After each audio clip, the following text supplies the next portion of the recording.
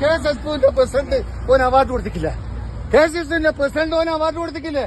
അങ്ങനത്തെ ചെക്കനാ ഇപ്പൊ ലഹരി കടിമയായിട്ട് ഇങ്ങനെ കൊടുവാളും മരുവാളും എല്ലാം ആയിട്ട് ബയ്യെന്നു പായുക. പൈസക്ക് +2 വരെ ഒരു കുഴപ്പമില്ലേനും കേട്ടാ, ഒരു കുഴപ്പമില്ലേനും. +2 വരെ ചെറിയോന് SSLCക്ക് A+, ഫുൾ A+. അന്നേരം ഞാനെല്ലാം സന്തോഷിച്ച്. പിന്നെ ഓന്റെ അമ്മ സുമതി 4ാം ക്ലാസ് മുതൽ തുടങ്ങിയതാടാ. നീ എഞ്ചിനീയർ ആവണേ. നമ്മളെ കുടുംബത്തിൽ കുറെ എഞ്ചിനീയർമാരും ഡോക്ടർമാരും ഉണ്ട്. നീ എഞ്ചിനീയർ ആവണേ.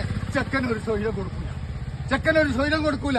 സ്കൂളിൽ വിട്ട് വന്ന് കളിക്കാൻ പോവാൻ സമ്മതിക്കൂല. പിള്ളേർ മുഴുവൻ മഷൽ ചെത്തി ക്രിക്കറ്റ് കളിക്കാൻ പോകുമ്പോ ഇവനുണ്ടാവും ഹോംവർക്ക് ചെയ്യുന്നു. രാത്രി 7 വരെ ഹോംവർക്കാ, ചായന്റെ ഹോംവർക്ക്.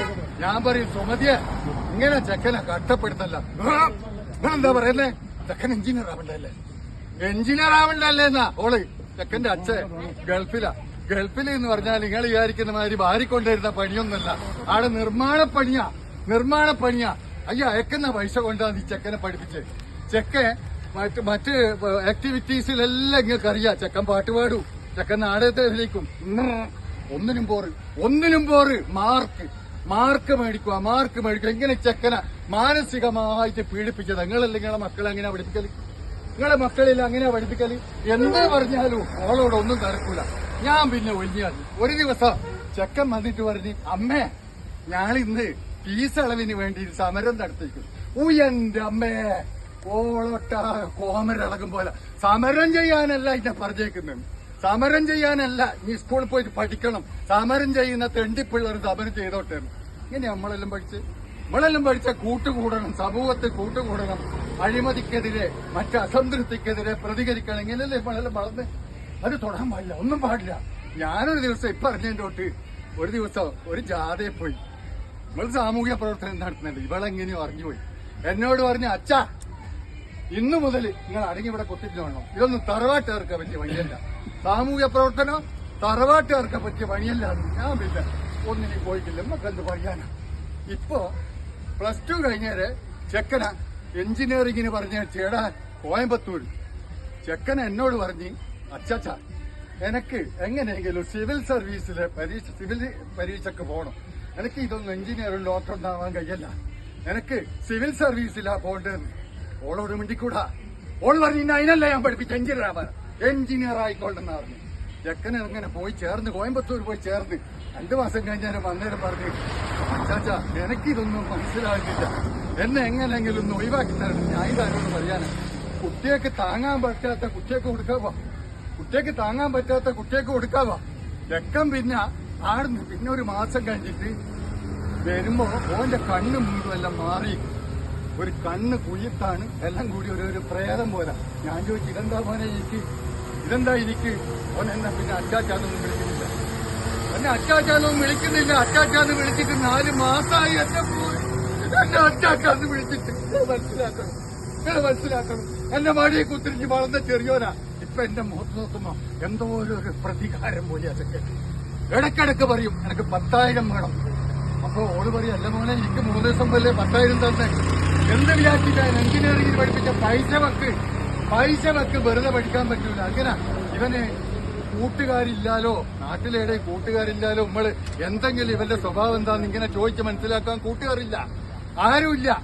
അപ്പാട് ഞാനൊരു ദിവസം ഇവന്റെ ആത്തുമെല്ലാം കാര്യം നോക്കും. എന്തെന്നാ ഇവന്റെ മേശപ്പുറത്ത് ഇഞ്ചക്ഷൻ ചെയ്യുന്ന സിറിഞ്ചും വേറെ എന്തല്ലോ സാധനം. ഞാൻ ചോദിച്ചു, സുമതിയെ ഇതെന്താ ഇത്? ഓനെന്താ സൂക്കേടില്ലോ? സുമതി പറഞ്ഞ്, അതെല്ലാം പഠിപ്പിന്റെ ഭാഗം, നിങ്ങളത് നോക്കണ്ട. പഠിപ്പിന്റെ ഭാഗം സിറിഞ്ച് കൊണ്ടാക്കി, നിങ്ങളത് നോക്കണ്ട. ഇവൻ വന്ന് പൈസ കിട്ടിക്കഴിഞ്ഞാൽ 3-4 മാസത്തേക്ക് റൂമിൽ നിന്ന് പുറത്തിറങ്ങൂല, അടച്ചു കുത്തിരിക്കും, ഒരാളോട് മിണ്ടൂല, വീട്ടിൽ ചായ കൊടുത്താൽ കുടിക്കൂല, ഭക്ഷണം ഇനി വേണ്ട, ഒന്നും വേണ്ട. ചെക്കൻ പ്രേതം പോലെയായി. മിനിഞ്ഞാന്ന് ഇവൻ പറഞ്ഞ് 20,000 ഉറുപ്പ്യ വേണം പറഞ്ഞു. അപ്പൊ ഇവളെന്തോ പറഞ്ഞ പാട് ചെക്കൻ റിമോട്ട് എടുത്തിട്ട് ഒരേറ് TV പൊട്ടിത്തെറിച്ചു പോയി. പിന്നെ ചായ കുടിക്കാൻ കൊടുത്ത ഗ്ലാസ് എടുത്തിട്ട് ഓളക്കൊള്ളറിഞ്ഞ് ഓളെ നെറ്റിക്ക് 4 തുന്ന. നിങ്ങൾ കണ്ടിക്കില്ല പോകുന്ന കോപ്പറേറ്റീവില് 4 തുന്ന അവളെ നെറ്റിക്ക് ചെക്കൻ എറിഞ്ഞിട്ട്. മിനിഞ്ഞാന്ന് മുതൽ ചെക്കൻ തുടങ്ങി 25,000 ഉറുപ്പ്യ വെക്കെന്ന് പറഞ്ഞു. ഇന്ന് രാവിലെ ലാസ്റ്റ് അവധി തന്നതാ ബാങ്കുകാർ പറയുന്നതിന്റെ തൊട്ട്. ഇത് എഴുതി കൊടുക്കാനാ പെട്ടെന്ന് 25,000 വരുമ്പോ കൊടുക്കാൻ പറ്റുമോ? അങ്ങനെ ചെക്കൻ ഇന്ന് ഉച്ചക്ക് ഓളക്കുള്ള കൊള്ളാളെടുത്ത് പയ്യന്നെ പാഞ്ഞ് ഞാള് പല വൈക്കും ഓടിയിട്ടാണ് ഇവിടെ എത്തിയത്. സുമതി ഏതോ കുണ്ടിൽ വീണിക്ക്, ഞാൻ കണ്ടിക്ക് കുണ്ടിൽ വീഴുന്നേ, ഓളെ നെറ്റിക്ക് തുന്നുണ്ട്. ചെക്കനെ കൊണ്ട് ഒരു രക്ഷയില്ല. എന്താ ഇനി നമ്മൾ ചെയ്യാ? അതുകൊണ്ട് നിങ്ങൾ എല്ലാവരും മനസ്സിലാക്കണം, കുട്ടികളെ വളർത്തു ദോഷം തന്നെയാ, പണ്ട പറയുന്ന വളർത്തു ദോഷമല്ല. ഇതെന്താ വെച്ചാൽ കുട്ടികൾക്ക് ആവശ്യമില്ലാത്ത സാധനം പഠിപ്പിക്കാൻ വേണ്ടിയിട്ട് കുട്ടികളെ നമ്മൾ സമ്മർദ്ദം ചെലുത്തുമ്പോ കുട്ടികൾ രക്ഷപ്പെടാനുള്ള വഴി നോക്കും. ആ രക്ഷപ്പെടാനുള്ള വഴിയിൽ ഒരു വയ്യ ലഹരി. കുട്ടികൾ അതിലങ്ങ് അഭയം തേടിക്കഴിഞ്ഞാൽ നമുക്ക് എന്ത് ചെയ്യാൻ പറ്റൂ? ചെക്കൻ അങ്ങനെ ആയിപ്പോയി എന്ന് പറയാൻ പറ്റുമോ? നിങ്ങളാക്കിയല്ലേ അല്ലേ? നമ്മളെ അമ്മമാരും അച്ഛന്മാരും കൂടിയല്ലേ കുട്ടികളെ വഴിതെറ്റിക്കുന്നത്? ലഹരി അങ്ങനെ ഇങ്ങൊന്നും വെറുതെ വന്നിട്ട് അങ്ങ് അടിച്ചേൽപ്പിക്കൂല. കുട്ടികളിൽ മാനസിക സമ്മർദ്ദം ഉണ്ടാകുമ്പോ കുട്ടികൾ അതിന്റെ എളുപ്പ വഴി നോക്കും. എളുപ്പം നിങ്ങളായാലും നോക്കും. നമ്മള് പല കുടുംബങ്ങളും കയറെടുക്കേണ്ടി വരുന്നത് എന്തുകൊണ്ടാ കയറെടുക്കേണ്ടി വരുന്നേ? ആവശ്യമില്ലാത്ത ലോൺ എടുത്തിട്ടും ആവശ്യമില്ലാത്തത് തലയിലേറ്റി എടുക്കുമ്പോ നമ്മള് കയറെടുക്കലേ രക്ഷയുള്ളൂ. പണ്ടത്തെ പോലെ നമ്മളെ സഹോദരന്മാരോടോ അല്ലെങ്കിൽ അമ്മമാരോടോ സങ്കടം പറയാനില്ല. ഓല് കയ്യിലും വലിയ സങ്കടമുണ്ട്.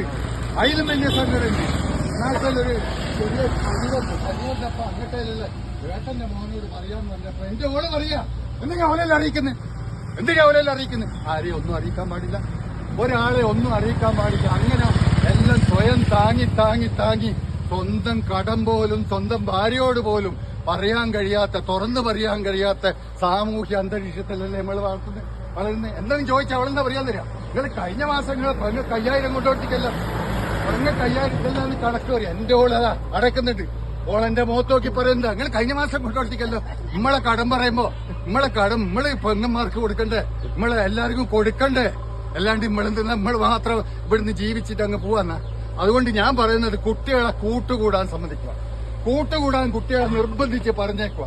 കൂട്ടുകൂടിയവൻ കൂട്ടം തെറ്റൂല. നമ്മൾ മനസ്സിലാക്കുക.